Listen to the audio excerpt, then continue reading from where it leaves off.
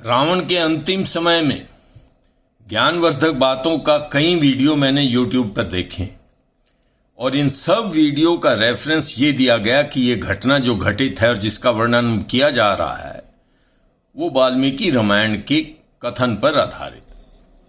परंतु आज जो मैं आपको बता रहा हूं वो भी वाल्मीकि रामायण के कथन से ही संबंधित है, परंतु इन सब से हटकर है। जो बातें आपने YouTube पर वीडियो के रूप में देखी हैं कि रावण ने अंतिम समय लक्ष्मण को क्या क्या ज्ञानवर्धक बातें की, उसी बात पर दोबारा आता हूं। मैं अपने चैनल सीड्स हिस्ट्री से आपको इतिहास का, बहुत पुराने इतिहास का ये पन्ना आपके सामने प्रस्तुत करता हूं। राम रावण युद्ध समाप्त हो गया, रावण गिर गए, राम अपने खेमे में चले गए और उन्होंने वहां जाकर लक्ष्मण को ये कहा, लक्ष्मण भी साथ गए, लक्ष्मण को ये कहा कि देखिए रावण की मृत्यु बहुत निकट है, बहुत ज्ञानी है, आप इससे जाकर कोई न कोई ज्ञानवर्धन की बात सुनिए। लक्ष्मण अपने क्षत्रियपन में था, उन्होंने कहा भाई हम जीते हैं, ये पराजित है और जीता हुआ व्यक्ति पराजित के पास जाकर क्या ज्ञानवर्धन की बात सुनेगा।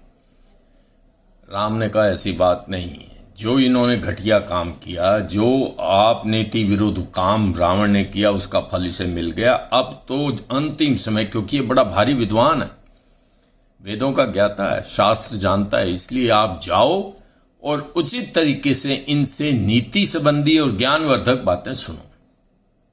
लक्ष्मण जाते हैं, रावण के सिर की तरफ खड़े होकर पूछते हैं और कहते हैं कि देखिए मैं आना तो नहीं चाहता था, परंतु भाई की बात मैं नहीं टाल सकता, मैं आपके पास आया हूं, आपके पास समय थोड़ा है, आपकी मृत्यु निकट है, आप मुझे ज्ञान की जो भी बात कहना चाहते हैं कह दें। रावण नहीं बोला। लक्ष्मण वापस आते हैं और वो कहते हैं राम को कि देखिए मैं तो आपको कहता हूं एक अहंकारी व्यक्ति है, उसका अंत हो रहा है और आप बार बार मुझे नीचा दिखाने का अवसर उसको दे रहे हैं। मैं गया हूं, उसने बोला ही नहीं। राम कहते हैं देखिए तुम ठीक तरह से खड़े नहीं हुए, यदि ज्ञान प्राप्त करना हो तो सिर की तरफ नहीं पैरों की तरफ जाओ और रावण से फिर एक बार विनती करिए। और कहते हैं ऐसे ही हुआ।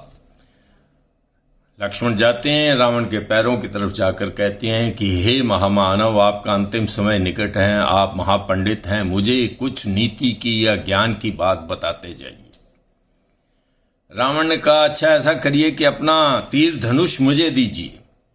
लक्ष्मण पहले झिझके कि ये कहीं बाजी ना पलट दे, हारा हुआ शत्रु नीचे पड़ा हुआ, परंतु ये बड़ा महान बहादुर व्यक्ति भी है, कहीं मेरा सिर ही ना उतार दे। झिझकते झिझकते वो उसको अपना तीर और धनुष दे देते हैं। रावण लेटे लेटे उस तीर और धनुष से एक साथ के पीपल के पेड़ की तरफ तीर छोड़ते हैं और कहते हैं कि 5 पत्ते बिंद गए एक तीर से और वो तीर नीचे गिरा।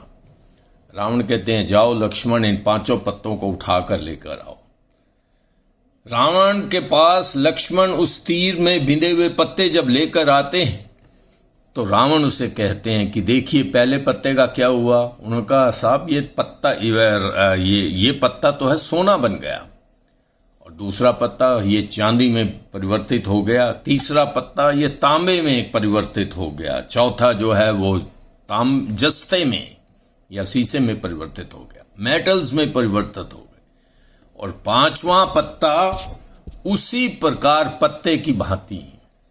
रावण ने कहा ये नीति है, ये धर्म की बात है, सुनिए।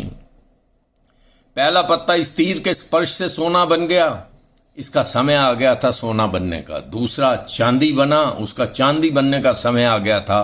तीसरा तांबा बना, उसके गुणों में थोड़ी कमी थी परंतु तांबा वो भी बन गया। और चौथा जस्ता बन गया, शीशा बन गया, उसके अंदर ज्ञान की और गुणों की बड़ी भारी कमी थी, परंतु इस पत्ते के स्पर्श से उसका समय आया था अपने असली स्वरूप को बदल ले। और 5वां पत्ता जो उसी तरह पत्ते का पत्ता है, कोई परिवर्तन नहीं आया उसके अंदर, इसका समय नहीं आया। तो नीति की बात ये सुनो लक्ष्मण, जब समय आता है तब कार्य होता है, बगैर समय के कार्य नहीं होता। यदि मित्रों आपको मेरी ये बात अच्छी लगी हो और आपको ये वाल्मीकि रामायण के इस रेफरेंस से जो मैंने नीतिवर्धक ज्ञानवर्धक बातें कहीं ये मोटिवेशनल हैं, कृपया इनको सुनिए और यदि आपको पसंद है तो मेरे इस चैनल को अवश्य सब्सक्राइब कर दीजिए। बहुत बहुत धन्यवाद। नमस्कार।